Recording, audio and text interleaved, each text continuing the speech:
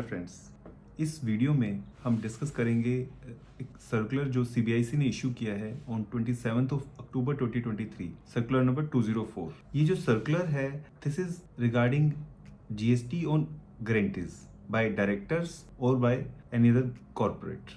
जैसा कि हमें पता है कि GST council in its 52nd meeting held on 7th of October 2023 has recommended that legislative changes will be brought in and a circular would also be issued to provide clarity on applicability of GST on these personal and corporate guarantees.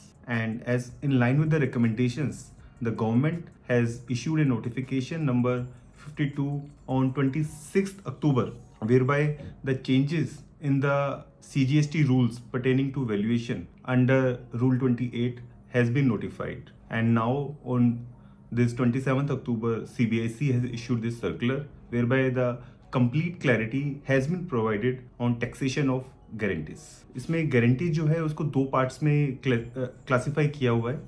First is issued by directors, promoters, etc. That is called personal guarantee. और जो second है that is issued by body corporate guarantee. So पहले हम discuss करते हैं taxation of personal guarantee. तो जो personal guarantee होता है जनरली जब बैंक जब लेंडिंग का डिसीजन लेता है, कोई फाइनेंशियल इंस्टीट्यूशन जब लेंडिंग करता है तो उस समय एक कंडीशन इनवेरिएबली हम देखते हैं कि उसमें कंडीशन होती है कि जो डायरेक्टर्स और प्रमोटर्स हैं they will provide their personal guarantees. RBI ने ये बोला गया है कि बैंक ये इंश्योर करेगा कि उस गारंटी के एवज में जो डायरेक्टर है उसको कोई कमीशन या कोई कंसिडरेशन कंपनी प्रोवाइड या पे ना करे. तो वो उसके अंदर उन्होंने मना किया हुआ है. तो इसी को कंसिडर करते हुए सीबीआईसी ने ये क्लैरिफाई किया है कि जब डायरेक्टर विदाउट एनी कंसिडरेशन कोई गारंटी इशू करता है to a body corporate for loan by a bank और फाइनेंशियल इंस्टीट्यूशन, उस केस में उसकी जो ओपन मार्केट वैल्यू है उसको जीरो माना जाएगा, यानी कि उस पे उसको नील मान के उस पर कोई जीएसटी नहीं लगेगा. लेकिन अगर कोई कंसिडरेशन चार्ज की जाती है वेदर डायरेक्टली और इनडायरेक्टली, उस सिनेरियो में उसके ऊपर जीएसटी की एप्लीकेबिलिटी रहेगी under reverse charge in case it is by director and under forward charge in case it is by a person other than the director.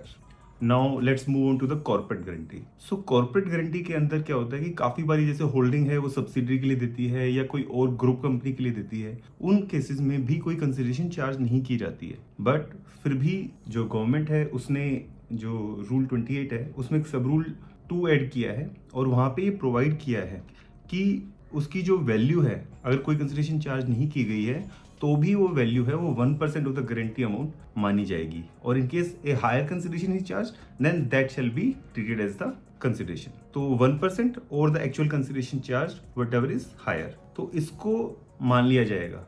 Even if आप कुछ भी चार्ज नहीं करो तो इवन देन जो company है उसको 1% के ऊपर जीएसटी डिस्चार्ज करना पड़ेगा एट द रेट ऑफ 18%. तो ये उन्होंने क्लैरिफाई किया है. दो this would have the GST implication और उस पर टैक्स डिस्चार्ज करना पड़ेगा, और जहाँ पे जिन सेक्टर्स में आईटीसी अवेलेबल नहीं है वहाँ पे कॉस्ट भी इंक्रीज हो जाएगी. बट इन ए वे उसको सिंप्लीफाई कर दिया गया. अदरवाइज क्या था कि काफ़ी सारे लिटिगेशन और काफ़ी सारे नोटिस इस चीज़ के ऊपर चल रहे थे जहाँ पे जो डिपार्टमेंट है वो ओपन था टू पुट एनी वैल्यू.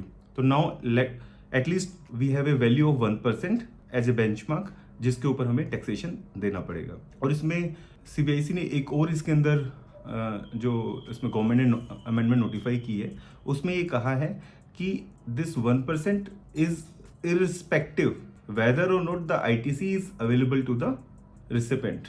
क्योंकि अदरवाइज जो सेकंड प्रोवाइजो है रूल 28 का वहाँ पे बोला गया था in case I am invoicing to my related party और रिलेटेड पार्टी को that credit is available, that ITC is available to them, then whatever I am invoicing that was acceptable, that would be treated as open market value. But अब इस particular change के अंदर उन्होंने बोला है कि this 1% has to be charged regardless of the fact whether or not ITC is available to the recipient person. So in a nutshell, in case of guarantee issued by director or promoter without any consideration, no GST chargeable and it will be treated at zero value.